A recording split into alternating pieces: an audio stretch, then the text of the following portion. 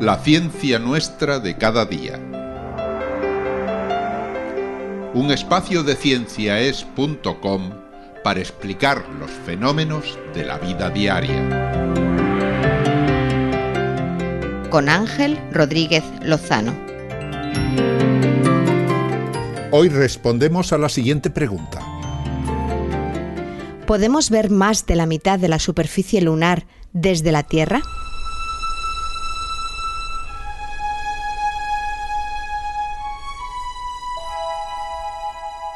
Pues sí, de hecho, desde la Tierra se puede ver hasta el 59% de la superficie lunar. Y vamos a intentar explicar por qué. Si os habéis parado a mirar la Luna durante muchas noches y días seguidos, habréis visto que independientemente de la porción iluminada por el Sol, que da lugar a las fases lunares, nuestro satélite siempre muestra la misma superficie. Observada con unos prismáticos o con un telescopio, están siempre a la vista los mismos cráteres, los mismos mares lunares. Incluso si la miramos a simple vista, siempre nos muestra la misma cara.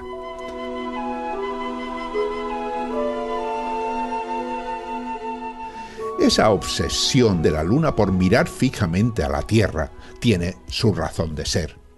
En un principio, hace miles de millones de años, la Luna giraba muy rápido, pero con el tiempo, las mareas creadas por la Tierra al atraer con mayor fuerza la parte de su superficie más cercana a nosotros, fueron ralentizando su rotación hasta sincronizarla con el periodo de traslación alrededor de nuestro planeta. Es como si entre ambos cuerpos hubieran llegado a un acuerdo para alcanzar el equilibrio. Como si la Luna, cansada de que la Tierra tirara de ella con sus mareas, le dijera: «Voy a mirarte a los ojos siempre. A medida que me desplazo a tu alrededor, iré girando para tenerte siempre a la vista».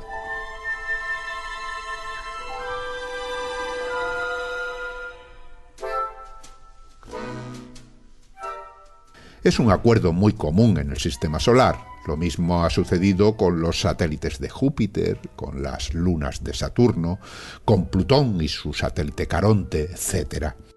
Los astrónomos le dan varios nombres: rotación síncrona, acoplamiento de marea o rotación capturada.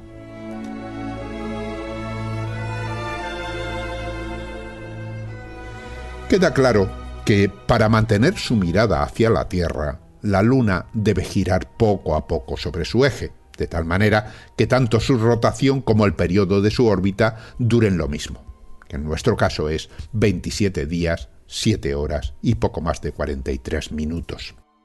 Y lo mismo que la Tierra gira alrededor de su eje una vez cada día y su periodo es estable todo el tiempo, no tenemos unos días completos que duren más que otros, la Luna también conserva su velocidad de rotación todo el tiempo. La cara que la Luna muestra siempre a la Tierra decimos que es su cara visible desde la Tierra, y la mitad que no se ve nunca desde la Tierra es la cara oculta porque cae del otro lado.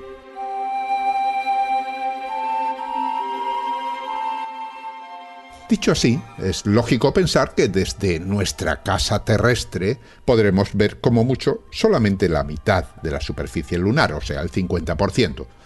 Pero no es así. Como suele suceder, no hay un acuerdo perfecto, todo tiene su letra pequeña, y en este caso, las características peculiares de la órbita de la Luna, unida a la visión que se tiene de ella desde distintos lugares de la Tierra, nos permiten arañar pequeñas porciones a la cara oculta y hacerlas visibles para nosotros. ¿Y a qué se deben esos cambios? Pues a un fenómeno denominado libración. Y voy a ir explicando en qué consiste poco a poco.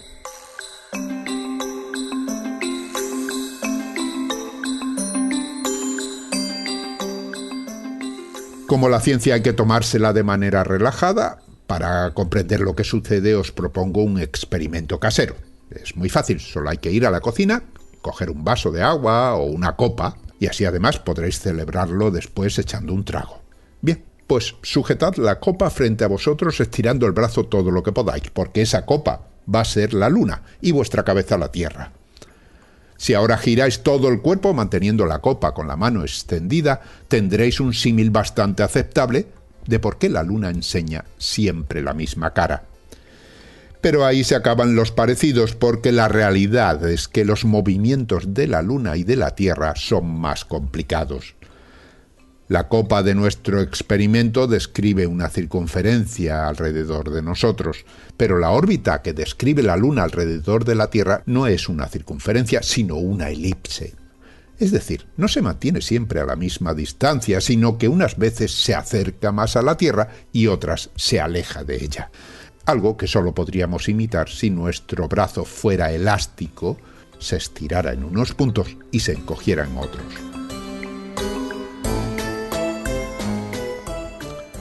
Ese movimiento de vaivén de la órbita lunar tiene consecuencias. Cuando la Luna se aleja, no solamente se va haciendo más pequeña ante nuestros ojos, sino que va frenando su velocidad debido a la atracción terrestre. Como sucede cuando lanzamos una piedra hacia adelante y hacia arriba, la piedra primero se eleva y luego la trayectoria se va curvando hasta que alcanza su máxima altura y vuelve a caer. A medida que la Luna se aleja, va perdiendo también velocidad. Cuando está situada en el punto más alejado, en el apogeo, que está situado a 406.700 kilómetros de distancia de nosotros, lleva una velocidad de 960 metros por segundo. Una vez alcanzado ese punto, comienza a caer hacia la Tierra y se va acelerando, va ganando velocidad, de tal manera que al pasar por el punto más cercano, por el perigeo, que está a una distancia de 356.400 kilómetros de la Tierra, no solamente vemos la Luna más grande, sino que lleva una velocidad también más alta, 1080 metros por segundo, la velocidad máxima.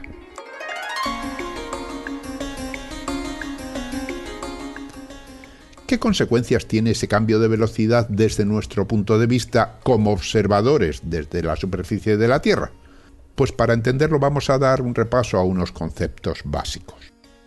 El primero es que cada órbita alrededor de la Tierra tiene un periodo estable, es decir, que si estás en una nave espacial que gira alrededor de la Tierra, cuanto más cerca orbites, más rápido girarás y menos tiempo emplearás en dar una vuelta completa alrededor del planeta. Y lo contrario, cuanto más lejos orbites, más lento irás y más tardarás en completar una órbita. La Estación Espacial Internacional, por ejemplo, sigue una órbita casi circular situada a 400 kilómetros de altura sobre la superficie y da una vuelta a la Tierra en 93 minutos. Cualquier objeto que pongamos a esa distancia tendrá el mismo periodo. Si el satélite está más lejos, por ejemplo, escojamos cualquiera de los 24 satélites que componen el sistema GPS, que orbitan a una altura de 20.200 kilómetros, estos dan una vuelta a la Tierra una vez cada 11 horas y 58 minutos. Y ya más alejados, los satélites geoestacionarios, como por ejemplo el Hispasat, situado a 35.486 kilómetros de la superficie, tarda exactamente lo mismo que la Tierra en girar sobre sí misma.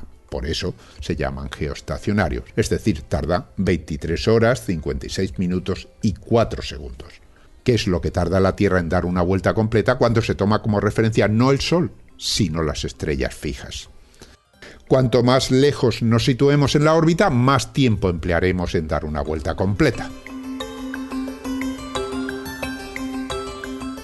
Bien, pues siguiendo este razonamiento, ¿cuánto tardaría una nave o un satélite en circunvalar la Tierra en una órbita circular, y remarco lo de circular, a la distancia de 356.400 kilómetros, es decir, la distancia más cercana de la Luna a la Tierra? Mis cálculos revelan que ese satélite emplearía casi 24 días en dar una vuelta completa a la Tierra.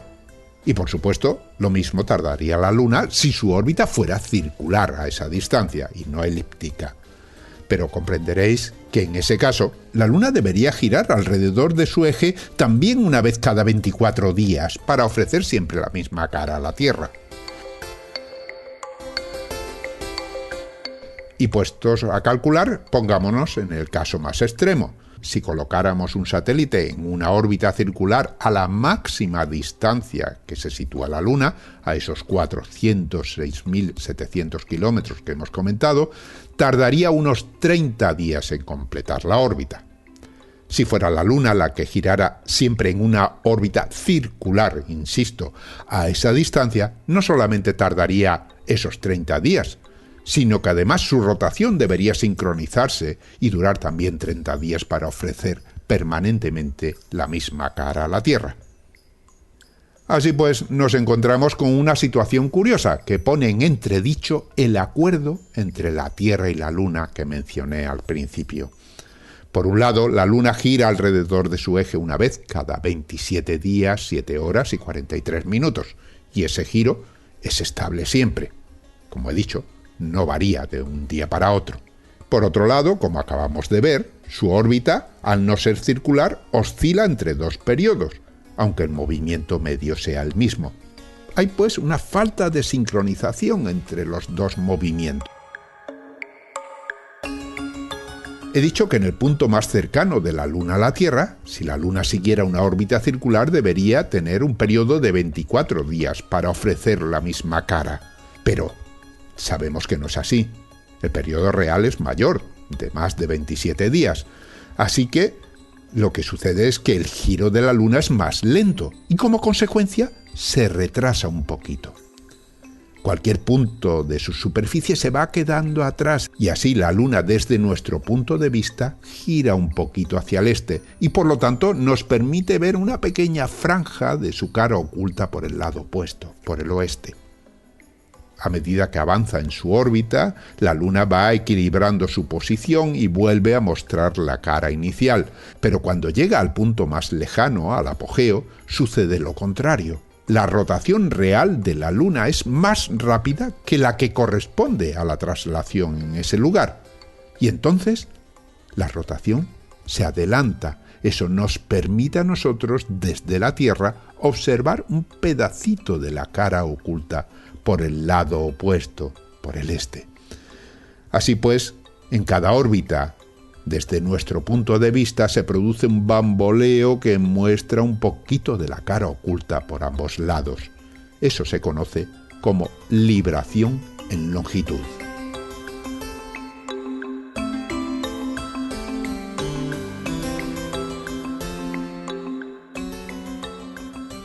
Brindemos elevando nuestra copa a la salud de la libración, pero seamos observadores. Al levantar la copa hemos cambiado su posición respecto a nosotros, de manera que nuestro punto de visión ha cambiado.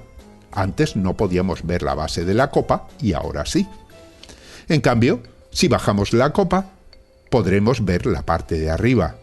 Bien, pues ese levantar la copa tiene su similitud con otro fenómeno conocido como libración en latitud de la Luna.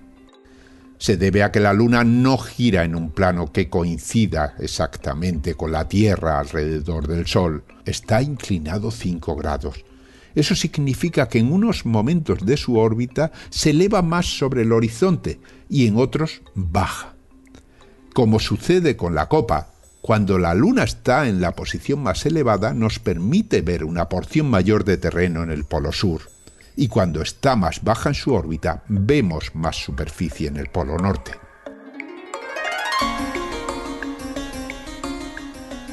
Hay otros efectos que se unen a los ya mencionados y que amplían nuestra visión de la superficie lunar. Uno está relacionado con el lugar desde el que miramos en la Tierra. Si nos encontramos en un lugar situado al norte, muy al norte, veremos un poco más del polo norte lunar. Y si nos encontramos en uno situado muy al sur, veremos un poco más del polo sur lunar.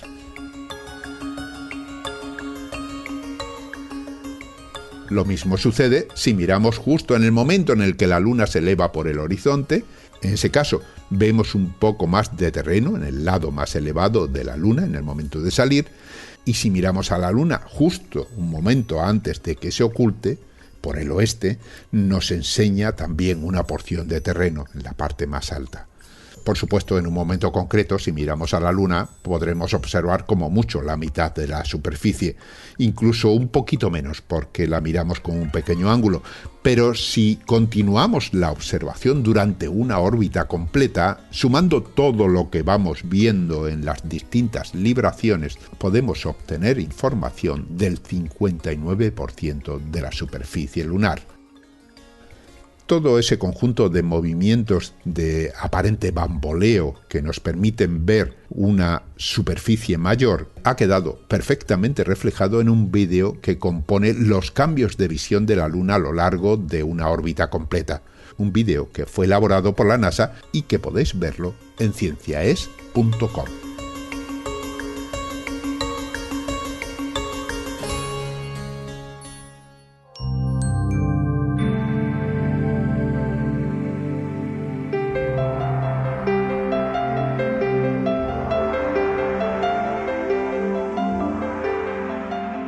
¿Han escuchado ustedes La Ciencia Nuestra de cada día? Un programa de cienciaes.com elaborado gracias a las donaciones de nuestros mecenas. Si le gusta nuestro trabajo y quiere colaborar, visite cienciaes.com y pulse el botón de donar. Cienciaes.com. Ciencia para escuchar.